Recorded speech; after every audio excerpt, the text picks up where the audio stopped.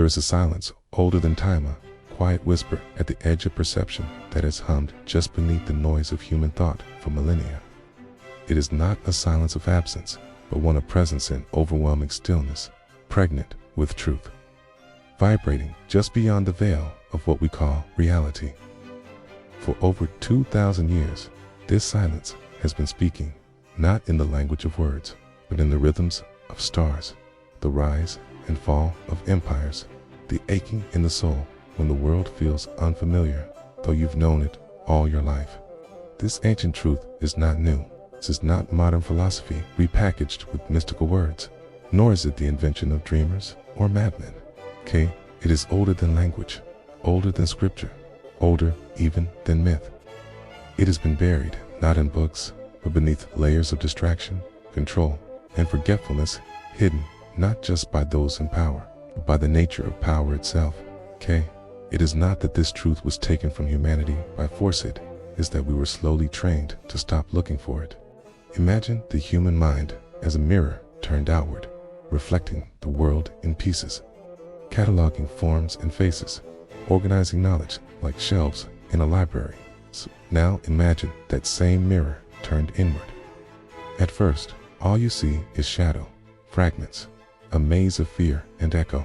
But deeper in, there's light, a singular, ancient radiance that has always been burning, waiting to be remembered. The ancient mystery is not external, not hidden in the sands of time or under stone temples. Is coded into your very being. And that is precisely why it was veiled. For nearly 2 millennia, institutions grew around half-truths, shaping civilizations with stories edited by empire. Spiritual teachings were fragmented. Truths scattered like broken glass, shard reflecting part of the whole, yet none revealing the full image. Those who knew mystics, philosophers, esoteric scientists spoke in riddles or were silenced altogether. Their writings were burned, or their insights buried beneath metaphor and dogma, turned into rituals devoid of spirit. What survived were skeletons, sacred geometry stripped of motion, sacred texts hollowed of direct experience. And still, the truth endured. It breathed through the spaces between holy words. It pulsed in the gaps of scripture. It sang in the geometry of a pine cone, the spiral of a galaxy, the pause between your thoughts. It was never truly Gannett, simply waited for you to remember how to listen. What is this truth? Perhaps you felt it before, like an echo from the future, or a memory from before birth. Maybe it brushed past you in a dream, whispered through a deja vu, so profound it felt like stepping into another version of yourself. This is the truth that you are not merely in the world is in you. That consciousness is not produced by the brain, but that the brain is a translator of a field far beyond matter. That you are not separate, not by accident, not broken, but part of a vast, breathing organism of light and thought. This is the truth that was hidden. You are the dreamer, not the dream. And every moment you forget, the illusion thickens. But once you begin to remember, not just with the mind, but with the subtle knowing that stirs beneath language, everything changes. The world does not suddenly become easier, but it becomes luminous. Suffering does not vanish, but transforms into instruction. The system of the world, with its glittering distractions and relentless pressure to conform, begins to unravel. The matrix does not collapse, becomes transparent. For those who begin to wake up to this truth, life becomes both a mystery school and a battlefield. Old structures collapse. Questions once ignored demand answers. And in the silence that follows, something long forgotten begins to rise, in a new identity, but a shedding, a return. That is what this exploration will invite you into, not a religion, not a belief, but a direct confrontation with the invisible architecture that has shaped your perception from the moment you took your first breath. It is not easy to see. It may feel like death at first, but beyond it lies something so vast, so intimately familiar, it will break your heart with recognition.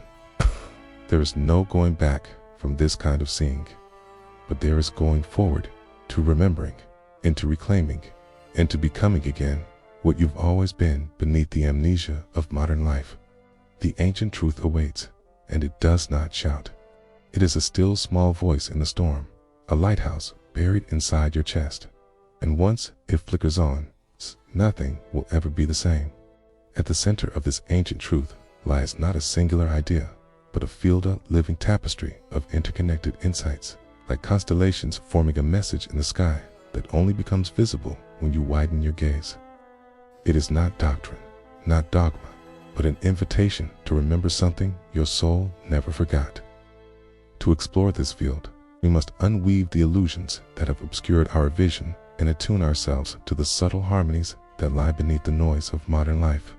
Illusion is the first veil. We were born into a system that teaches us to see the world as separate self and other, spirit and matter, subject and object, birth and death. This fragmentation becomes the lens through which we perceive reality, and it seems so consistent. It's reinforced by consensus that we rarely stop to question it. But ancient teachings, before they were institutionalized or censored, spoke of the illusion of separateness as the core wound of the human condition. The Vedas called it Maya, the veil of form. Gnostic texts warned of the archons, false rulers of perception. Hermetic writings declared, as above, so below, reminding us that the inner and outer worlds mirror each other endlessly. The modern mind treats these as poetry, myth, or symbolic fluff. But the truth buried beneath is sharper than we imagine. We are not looking at reality, but at a projection filtered through layers of conditioning, language, fear, and inherited thought forms. Your senses do not show you the world, they show you your relationship to a sliver of it. You don't perceive what is. You perceive what your nervous system can tolerate. This leads us to a second core principle. Consciousness precedes matter, not the other way around. The scientific materialism that emerged in recent centuries of philosophy, that everything arises from dead matter, was not a revelation, but a narrowing.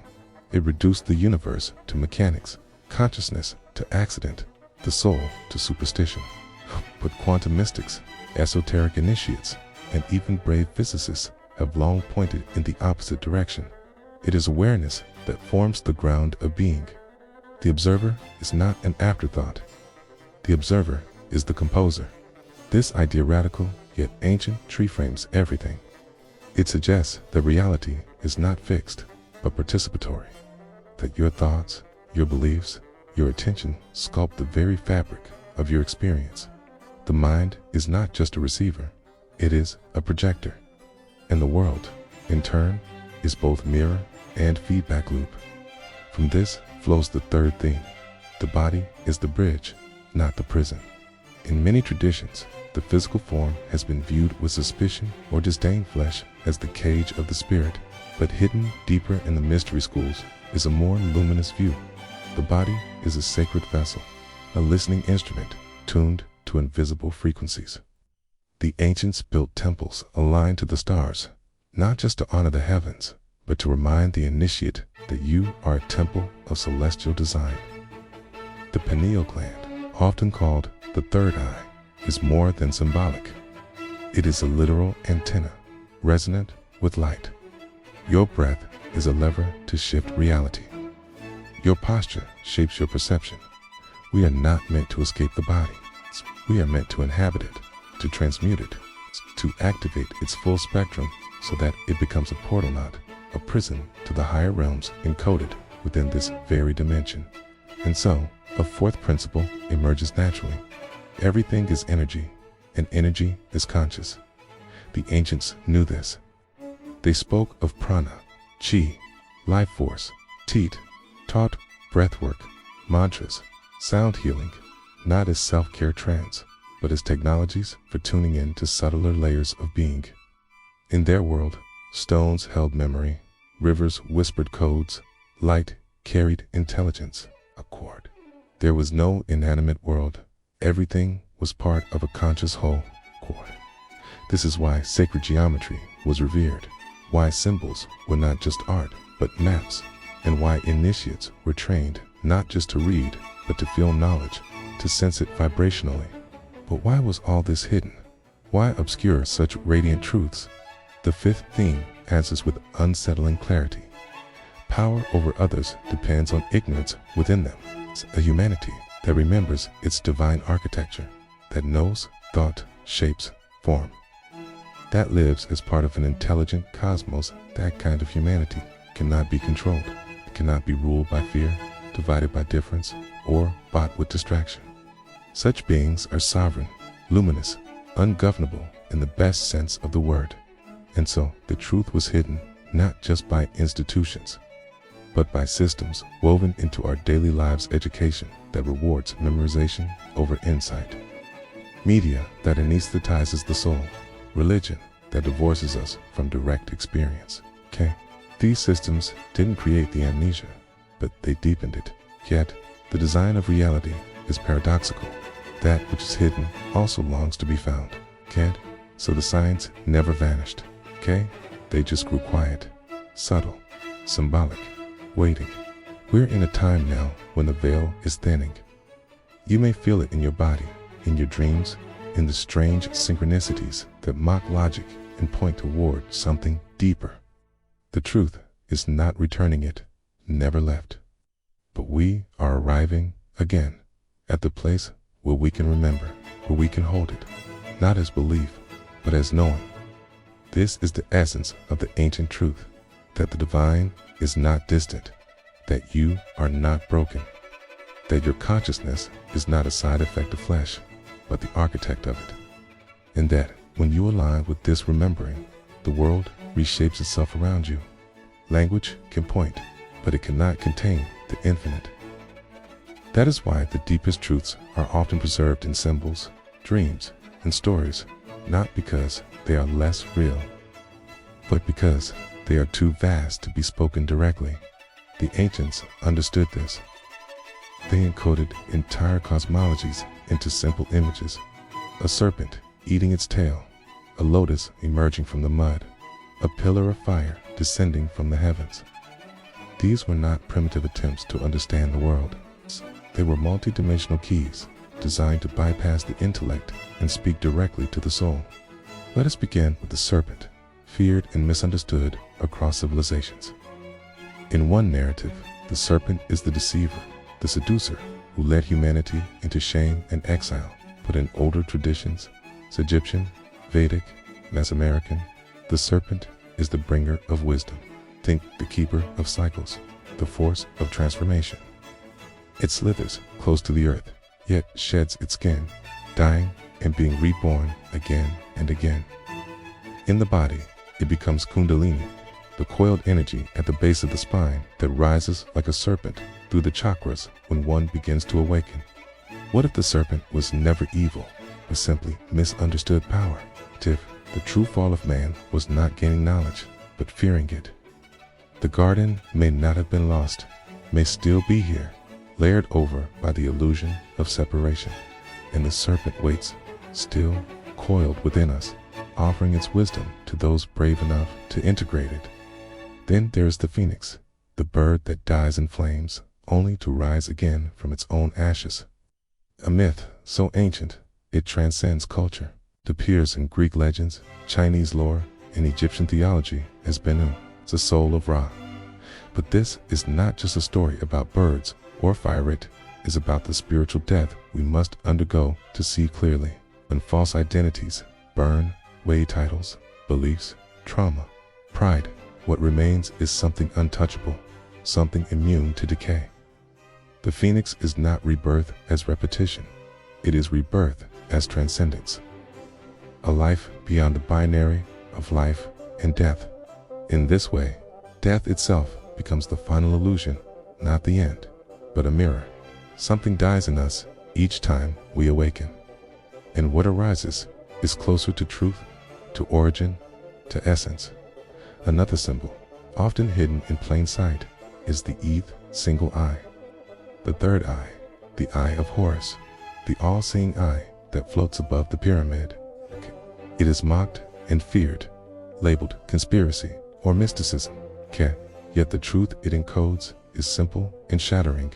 There is a part of you that sees without eyes, knows without thought, remembers without memory. This eye does not look outward, but inward, into the eternal.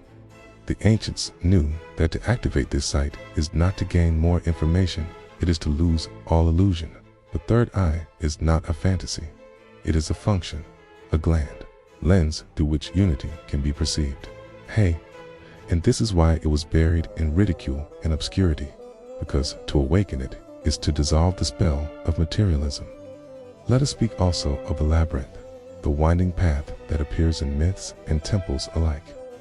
From the story of Theseus and the Minotaur to the walking meditations of Chartres Cathedral, the labyrinth is not a maze to be solved, but a journey to the center of self. Every twist, every wrong turn mirrors the psyche's own disorientation. But there is no real wrong path, only deeper layers of wandering.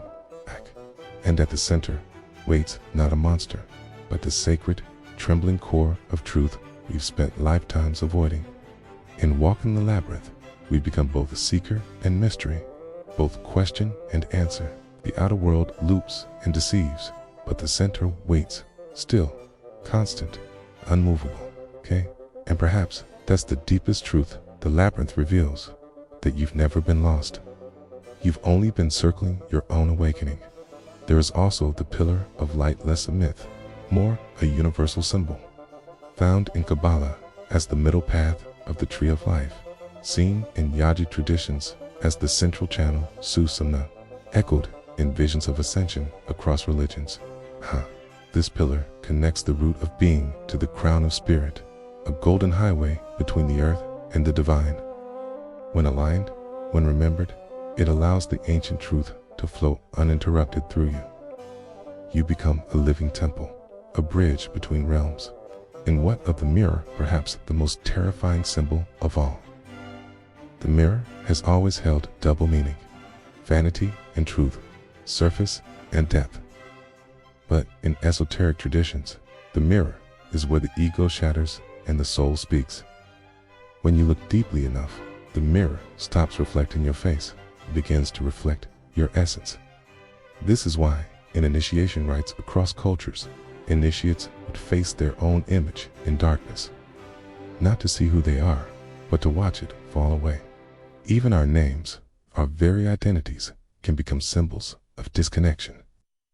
In some mystical paths, students are stripped of their names upon entering deeper stages of knowing, not to lose themselves, but to discover what they are without labels.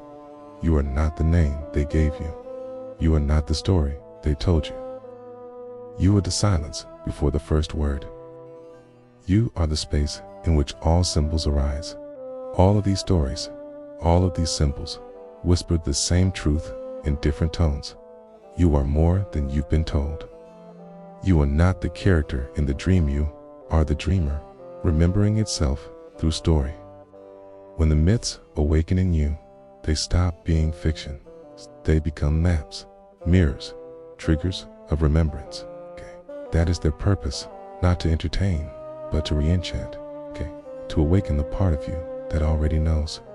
The reason this ancient truth was hidden is not because it was too complex, but because it was too simple, too immediate, too powerful in the hands of the individual. You didn't need temples. You were the temple. You didn't need intercessors. You were the divine. You didn't need 1,000 lifetimes. You only needed one moment of absolute seeing. And so the myths became bedtime stories. The symbols became corporate logos. The truth was sold back to us in fragments, but something in you remembers. And that something is stirring again now. Awakening to a hidden truth is one thing. Integrating it into the dense terrain of everyday life is another entirely. It is a great irony that the moment we begin to see beyond the veil, reality doesn't float away into the clouds. It becomes heavier, more vibrant, more insistent. To live aligned with truth in a world built upon forgetting is not a retreat into abstraction, but a return to radical presence. It is to walk through the market with the stillness of the temple in your chest. It is twofold laundry, while listening to the infinite hum of being inside every thread. And so the question naturally emerges. What does it mean to live the ancient truth? First, it means no longer outsourcing your sovereignty. The ancient truth tells you plainly, you are not a cog in someone else's machine. You are not here to obey systems that reward unconsciousness. You are not meant to be shaped entirely by inherited thought loops, generational wounds, or societal algorithms. Real integration means reclaiming the authorship of your inner world. K. It means recognizing the power of your attention where it flows. Energy follows. K. Each time you give attention to fear, comparison, judgment, or noise, you water those seeds. K. And each time you bring attention inward to silence, to breath, to wonder, you activate deeper channels of knowing. It may begin subtly. If you notice that certain conversations drain you, that certain rooms feel heavy, that certain habits no longer resonate, you begin to crave simplicity over stimulation, stillness over spectacle.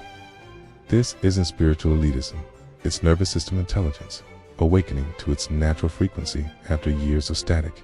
Integration isn't about escape, it's about discernment. You begin to listen with your whole body. You feel what is true, even when it contradicts what is popular. You stop arguing to be right and begin listening to what's real. You move slower, speak less, hear more. You start remembering that silence is not emptiness, it's transmission. That sacred doesn't mean rared, means recognized. And then the shift deepens.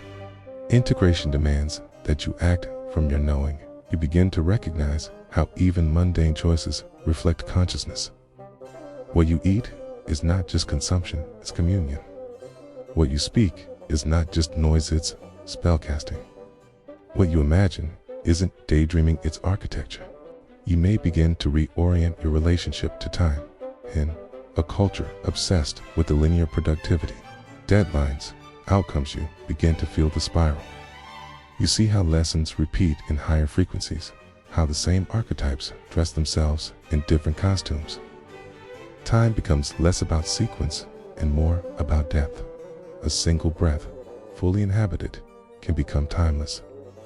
An hour spent in unconsciousness can vanish like smoke. This transformation also touches relationships. You may find yourself pulling away from those who cannot yet see beyond the surface, and that's okay. You're not better than them. But your frequency no longer harmonizes with performative closeness, with masks and mutual forgetting. Instead, you start attracting souls who are also waking up not to build empires, but to share remembrance. Connection becomes ceremony. Contact becomes transmission. You realize you don't need more people in your life. You need more presence in your connections. As this continues, the world outside begins to reflect the world inside. Synchronicities increase because you're lucky, but because you're aligned. Life stops happening to you and starts happening through you.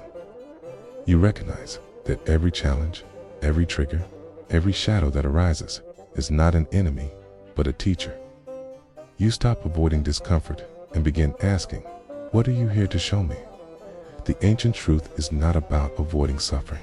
It's about transmuting it, seeing pain not as punishment, but as pressure that breaks the shell of illusion.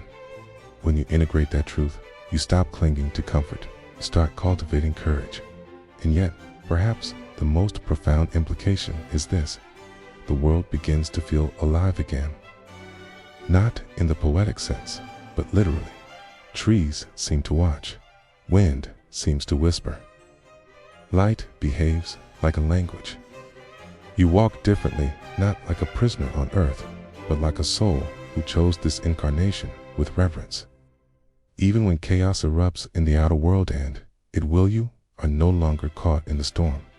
You become the still point around which the wheel turns. Practicality becomes sacred when viewed through this lens. Your job, your finances, your parenting, your art, none of it is separate from the mystery. The truth is not reserved for meditation, cushions, or sacred texts. It is embedded in traffic lights, morning coffee, tears cried over broken dreams. Integration means dissolving the boundary between the spiritual and the mundane, because that boundary was always a lie. You do not need to escape society, need to see through it, not with contempt, but with clarity. To know that you are not here to change the world by force, but by frequency. That every time you remember, you create a ripple. Every time you choose love over reaction, presence over distraction, truth over comfort, you anchor the truth more deeply into the collective field. This is how the ancient truth returns. Not through mass awakening in a single moment, but through one person you living, as if it is already so. And in that simple, profound act, a world begins to shift. Not by accident, and not by force, but by design. A sacred amnesia seated deep within the human soul, not to punish, but to protect. To cloak a truth so vast, so uncontainable, that encountering it too early would shatter the self before it had the strength to carry it. And so, we descended. We agreed to forget. We agreed to be born into density, into flesh, into noise, in systems, in stories that would keep us small. But the truth does not die. It sleeps. It waits. And in quiet moments, those inexplicable instants of déjà vu, those sudden waves of longing for something you can't name, it stirs. It speaks in dreams, in silence, in heartbreak, in the stillness that follows collapse. It waits for your readiness.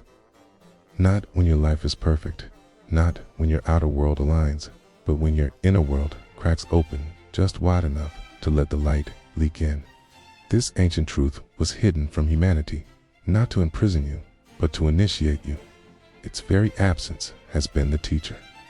Every moment you felt abandoned, disconnected, or disoriented was an invitation to remember. To begin walking back, not to who you were told to be, but to who you have always been. The truth is not a doctrine. It is not a dogma. It is a frequency, a tone, remembering that echoes in your bones when all other voices fall silent.